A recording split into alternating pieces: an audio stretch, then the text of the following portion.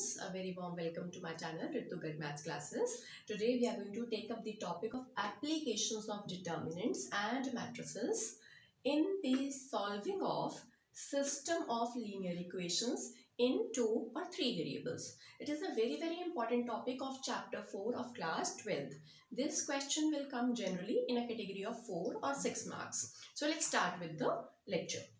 System of linear equations means you may be given 2 linear equations in 2 variables or 3 linear equations in 3 variables. So as we have done in 10th class, the system may be either consistent or inconsistent. When we say the system is consistent, it means the system is having one or more solution. That is one unique solution or more. More means infinitely many solutions. So when the solution is existing, maybe one, maybe more, the system is said to be consistent. The other option is the system may be inconsistent. That system which is having no solution is known as inconsistent system.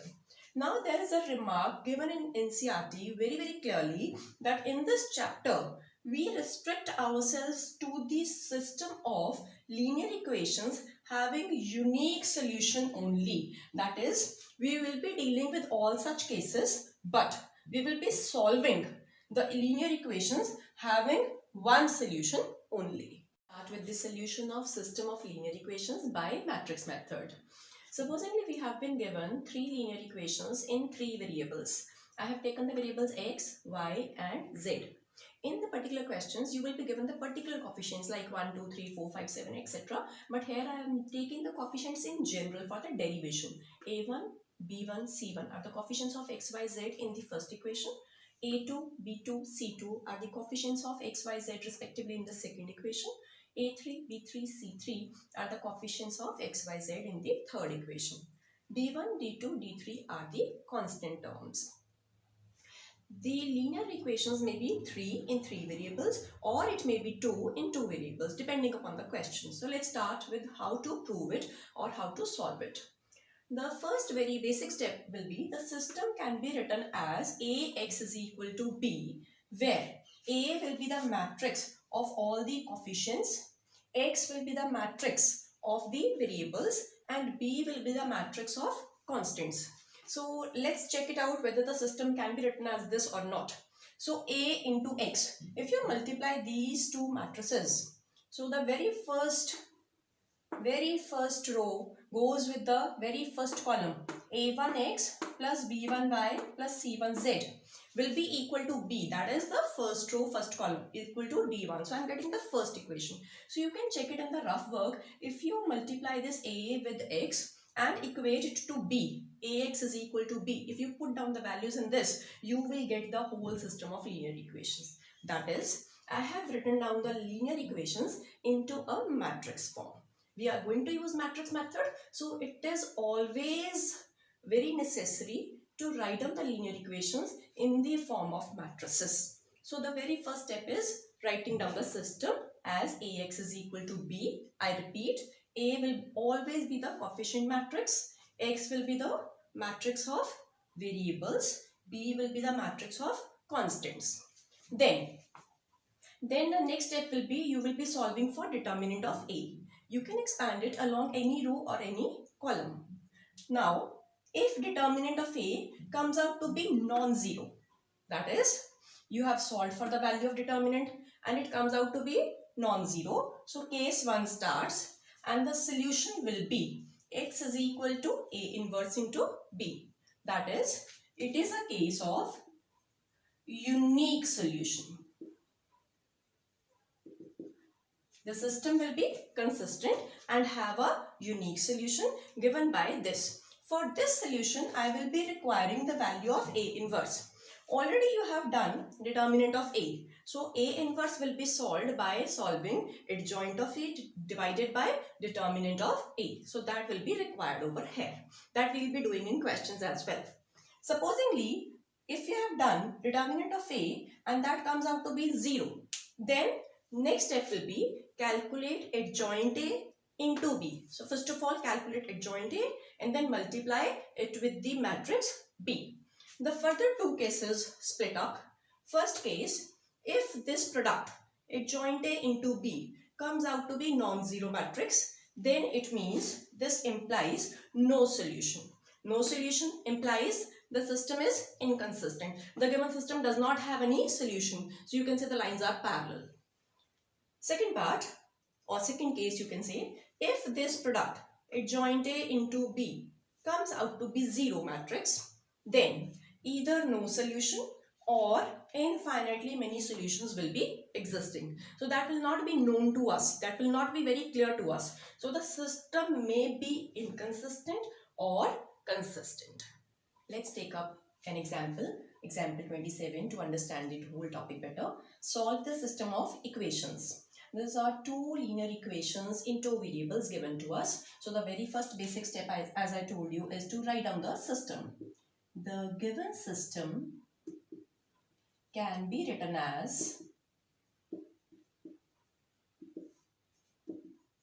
AX is equal to B, where A will be the matrix of the coefficients. So the coefficients in the first row will be 2 and 5. That is the coefficients of x and y from the first linear equation. And the second row will be comprising of 3 and 2, which are the coefficients of x and y in the second linear equation. X will be the matrix of variables. Here we are given two variables, x and y. And B will be the matrix of the constant terms, as we had discussed in the derivation. So if you multiply A with x, the very first row will be 2x plus 5y. Yes, we can see 2x plus 5y equal to B, equal to the first element 1. The next is 3x plus 2y. Yes, Ax is equal to B is equal to 7. So the next step is solving determinant of A. 2 2s are 4 minus 3 5s are 15. This is minus 11, which is not equal to 0. When determinant of A is not equal to 0, we are moving towards case 1. That is, unique solution exists. In such a case, we will be moving ahead and solve for adjoint of A. In 2 cross 2 matrix, adjoint of A is very easily calculated by interchanging the diagonal elements and changing the signs of the other elements. So let's interchange the diagonal elements. Here the diagonal consists of 2, 2. So they are the same one. Next, changing the negative or positive sign of the remaining elements. So it was 5 here, I am going to write down minus 5. It was 3 here, I am going to write down minus 3. If you are not comfortable with this, or you feel that you forget about this, then you can solve for minors and cofactors as well to solve for the adjoint A. The next step will be, you will be writing below that only. As a shortage of space, I am using that space. I will be solving for A inverse, which is given by the formula 1 by determinant of A into adjoint A. Minus 1 by 11 into adjoint 2 minus 5 in the first row, minus 3, 2 in the second row. And the solution, unique solution, is given by x is equal to A inverse B. Let's put up the values. These are all values given to us in the beginning only. B is 1, 7, x, the variable matrix I have just put down. It is the product of two matrices. The very first matrix is of order 2 cross 2 and the second is of order 2 cross 1. So the resulting will also be of order 2 cross 1. I am going to solve for first row, first column, matrix multiplication. 2 1s are 2. Plus minus minus, 7 5s are 35. Next, second row, first column, minus 3 plus 14. That is, 2 minus 35 is minus 33. Minus 3 plus 14 gives us 11. Now I will take this division of 11 and changing the signs throughout. That is, scalar multiplication. 11, 33. Cancelled by 3. Negative, negative is positive. Next entry, 11, 11. Cancelled with 1 and negative. So if I compare it with the matrix on the LHS, we get by equality of matrices, the corresponding elements can be compared. So I get the value of x as 3 and y as -1. So this solves the whole question by using matrix method. Now you would say that the linear equations were so simple and you could have done it with the 10th class method also. Yes, you could have done it. But in 12th class, we only go for the matrix method. One thing. Secondly, you can verify these values by putting in the given linear equations. If these values satisfy the linear equations, it means your question is correct.